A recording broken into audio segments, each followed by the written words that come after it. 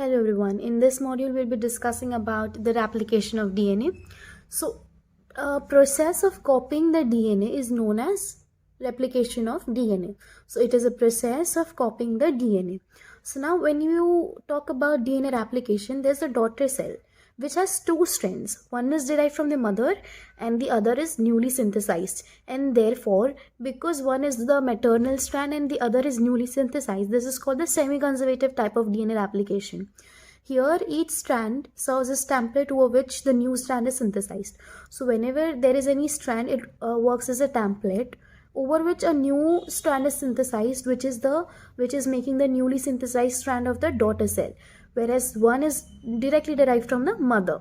So this is called the semi-conservative type of the DNA replication. So during the replication, there is the base pairing rule which is maintained.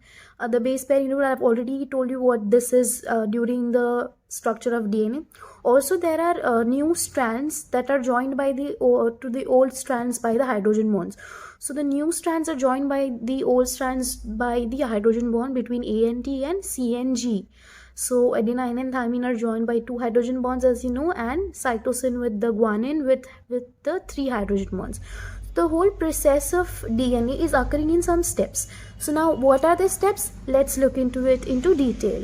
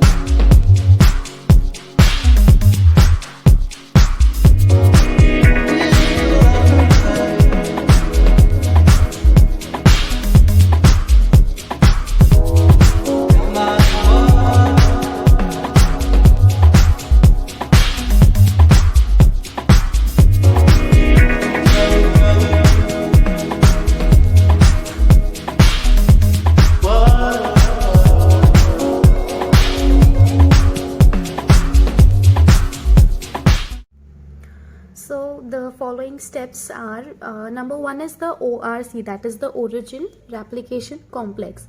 So this is the origin replication complex, which is the identification where there is the site of replication. Now to start the DNA replication, there has to be certain signal. So this signal is the ORC, that is the origin replication complex, which is identified, and the site of replication is then known. So with the help of the recognition complex, the DNA replication starts. Now to start the DNA replication, the DNA needs to get unwinded. So the unwinding of the DNA is taken care by the DNA helicase enzyme. Now the helicase moves in both the direction and separates the strands for the replication and forms the replication bubble with two replication forks. So in the diagram, as you can see, these are the two strands that are separated, forming the replication bubble and again forming the two replication forks. Then comes the topoisomerase. Now there is the unwinding of the DNA and there has to be the supercoiling to be removed. So this coiling removal is done by the topoisomerase. What it does is that it breaks the DNA strand, remove the coiling and again join it. So this occurs again and again, and that is why we have something called continuous and discontinuous strand. Okay. So also there is a protein A which binds to the specific sites on origin, which opens the DNA strand.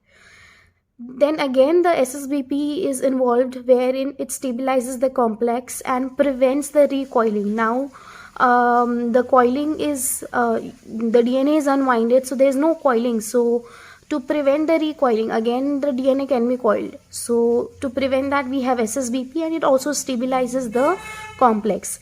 Then comes the RNA primer. RNA primer is synthesized at the start, which has about 100 to 200 nucleotide to add to the DNA so that it can synthesize the new DNA.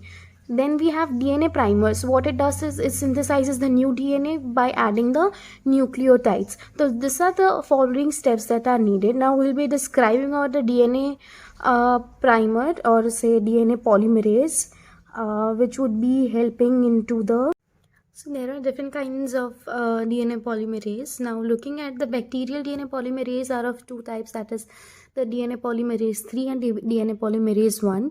The DNA polymerase 3 is the main replication enzyme in bacteria, and the DNA polymerase 1 is the repair enzyme. Now the DNA polymerase 1, it works both from 5' to 3' and 3' to 5' with the exonuclease activity. When it comes to mammalian DNA, it are of DNA polymerase, they are of 5 types. To name them: alpha, beta, gamma, delta and epsilon. So the alpha is the major enzyme, that is for the chromosome replication, wherein the beta is a repair enzyme. The gamma does the mitochondrial DNA synthesis.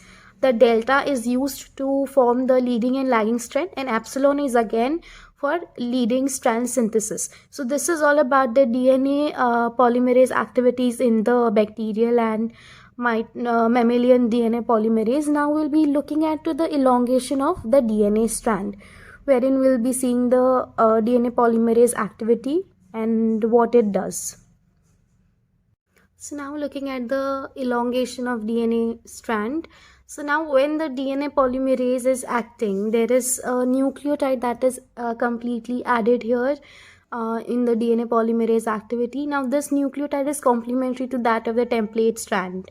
And when we talk of DNA replication, the formation always occurs from 5' to 3', wherein the strand that is continuously synthesizing is called as the leading strand, whereas the strand that is not continuously synthesized is known as the lagging strand.